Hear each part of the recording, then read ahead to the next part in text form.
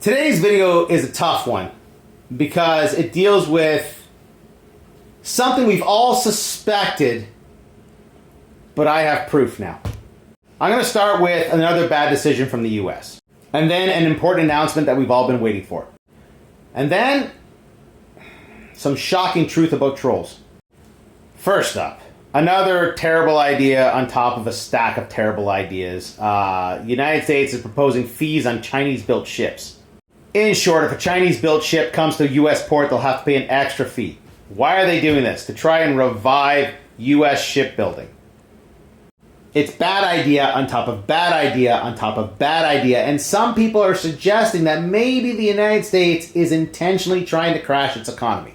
Wow, the global economy. Because at this point, catastrophe is inevitable. Like, we know it's coming. Why would they do this? Well, if they crash the economy, the rates will have to drop, and then they can refinance their enormous debt at a lower rate. Makes sense, right? This is the worst possible way of dealing with this problem. So it's quite likely that, yes, it is intentional, given the track record so far. That brings me to this announcement, or this report at least. Reports say that Carney will ask Governor General to dissolve Parliament Sunday and call an election. Voting day will either be April 28th or May 5th.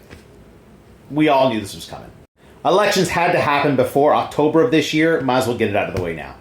Yesterday, I recapped my video from March 10th, where I went to the CBC poll tracker and showed that the Liberals had a 4% chance of a majority win.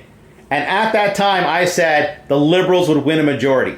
In yesterday's update, that had changed to a 34% chance of a Liberal majority. Today, it's updated to a 53% chance of a Liberal majority.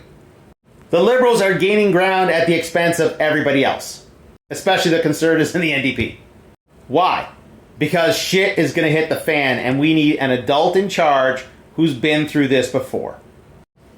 And that brings me to a comment about the trolls.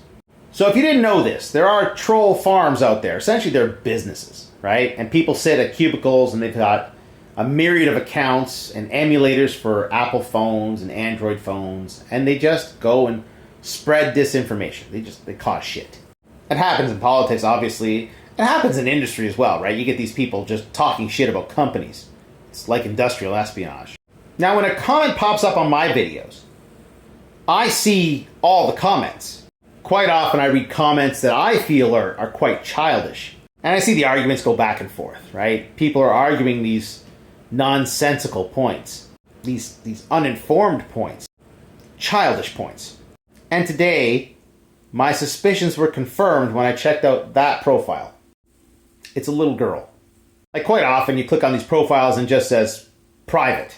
So even though I suspected it was a child, I didn't know it was a child. This time, child. I'm going to guess still in elementary school.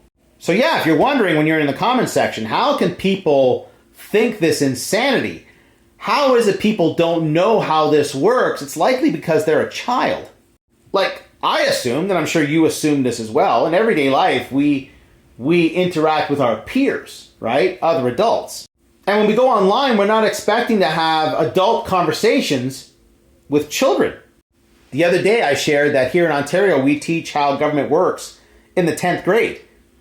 If you haven't gotten there yet, then you don't know how government functions. But we're having an argument about it. Like the other day, someone commented, "Who's this Mark Carney guy? What has he ever done?" Like, it was back and forth, and eventually I just blocked the account because this is just nonsense. It's wasting time.